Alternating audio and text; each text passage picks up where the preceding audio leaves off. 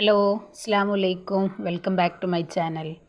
അപ്പോൾ ഇന്ന് വന്നിട്ടുള്ളത് നല്ലൊരു അടിപൊളി പുഡിങ് റെഡിയാക്കി എടുത്താലോ. നമുക്കിതിലേക്ക് ജലാറ്റിനോ ചൈന ഗ്രാസോ ഒന്നും ഇല്ലാതെ വളരെ എളുപ്പത്തിൽ റെഡിയാക്കി എടുക്കാൻ പറ്റിയിട്ടുള്ള നല്ലൊരു അടിപൊളി പുഡിങ്. നമ്മുടെ മക്കൾ ക്ലാസ്സൊക്കെ കഴിഞ്ഞ് വരുമ്പോൾ മുട്ട പഴം പാലൊക്കെ കഴിക്കാത്ത മക്കളുണ്ടെങ്കിൽ ഈ ഒരു രീതിയിൽ നമുക്ക് റെഡിയാക്കി കൊടുക്കാം കേട്ടോ. വളരെ ഹെൽത്തി ആയിട്ടാണ് നമ്മൾ ഈ ഒരു പുഡിങ് റെഡിയാക്കി എടുക്കുന്നത്. അപ്പോൾ എങ്ങനെയാണെന്ന് കണ്ടു നോക്കിയാലോ. അപ്പോൾ അതിന് മുന്നേ വീഡിയോസ് സ്കിപ്പ് ചെയ്യാതെ കാണാട്ടോ. അപ്പോൾ ഇന്ന് വന്നിട്ടുള്ളതേ പഴവും മുട്ടയും വെച്ചിട്ട് നല്ലൊരു അടിപൊളി പുഡിങ് റെഡിയാക്കി എടുത്താലോ. വളരെ സിമ്പിളായിട്ട് നമുക്ക് റെഡിയാക്കി എടുക്കാം കേട്ടോ. ഇതിന് വേണ്ടിയിട്ട് നമുക്ക് ചൈന ഗ്രാസോ ജലാറ്റിനോ ഒന്നും ആവശ്യമില്ല. വളരെ പെട്ടെന്ന് റെഡിയാക്കി എടുക്കാൻ പറ്റിയിട്ടുള്ള നല്ലൊരു കിഡിലൻ ഐറ്റം. അപ്പോൾ ഇനി നമുക്ക് ഒരു പഴം നമുക്ക് എന്ത് ചെയ്യാം, മിക്സിയുടെ ചെറിയ ജാറിലേക്ക് മാറ്റി കൊടുക്കാം. അപ്പോൾ ഇതാ ഞാൻ മിക്സിയുടെ ചെറിയ ജാറിലേക്ക് നമ്മൾ അരിഞ്ഞെടുത്ത നമ്മുടെ ഈ ഒരു പഴം ഇട്ട് കൊടുത്തിട്ടുണ്ട്. ഇതിനോടൊപ്പം തന്നെ ഒരു മുട്ടയും കൂടെ ഒഴിച്ചു കൊടുക്കാം.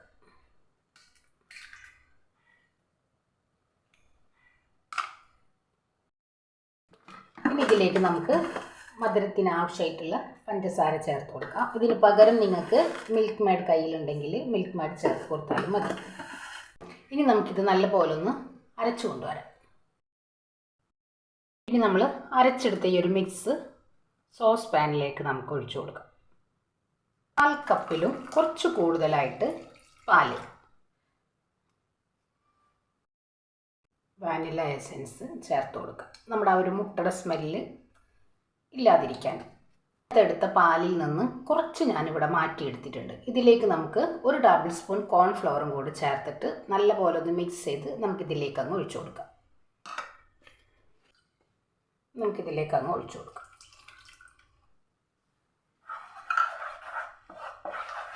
നല്ലപോലെ ഒന്ന് മിക്സ് ചെയ്ത് ഇനി നമുക്കിത് ഗ്യാസ് സ്റ്റോപ്പിലേക്ക് വെച്ചിട്ട് ഒന്ന് കുറുക്കിയെടുക്കാം. പിന്നെ ഇതൊന്ന് ടൈറ്റായിട്ട് കുറുകി വരട്ടെ.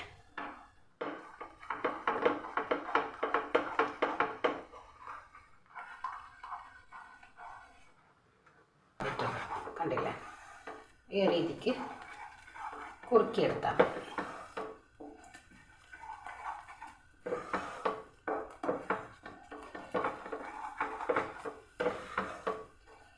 ഇനി നമുക്ക് സ്റ്റൗ ഓഫ് ചെയ്യാം, ഇത് മാറ്റി വെക്കാം. ഇനി തണുത്ത് വരുമ്പോൾ ഒന്നും കൂടെ ഒന്ന് സെറ്റായിട്ട് വന്നു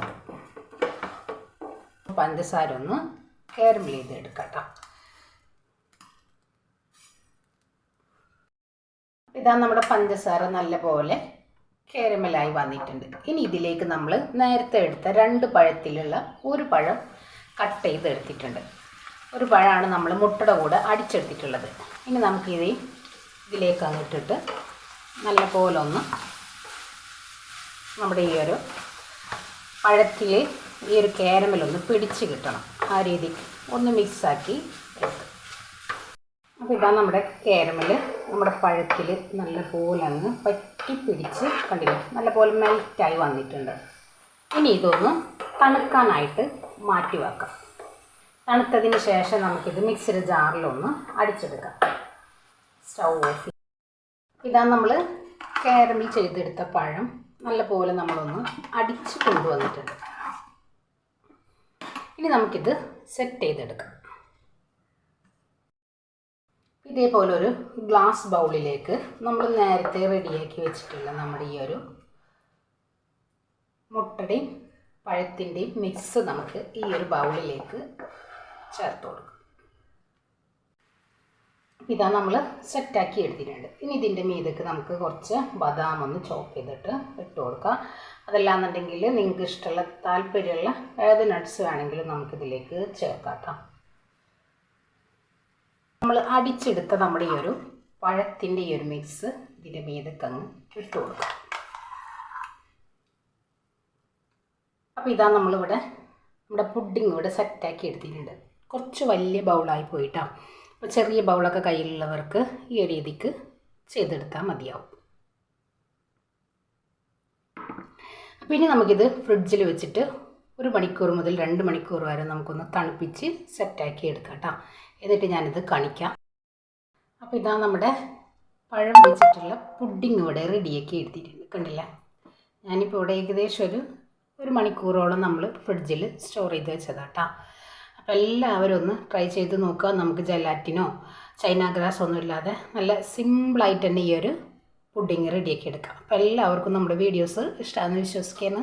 എല്ലാവരും ഒന്ന് ട്രൈ ചെയ്ത് നോക്കി ഫീഡ്ബാക്കും കൂടെ അറിയിക്കട്ടോ. അപ്പോൾ ഇൻഷാ അല്ലാഹ് നാളെ മറ്റൊരു വീഡിയോ കാണുന്നവരെ അസ്സലാമു അലൈക്കും.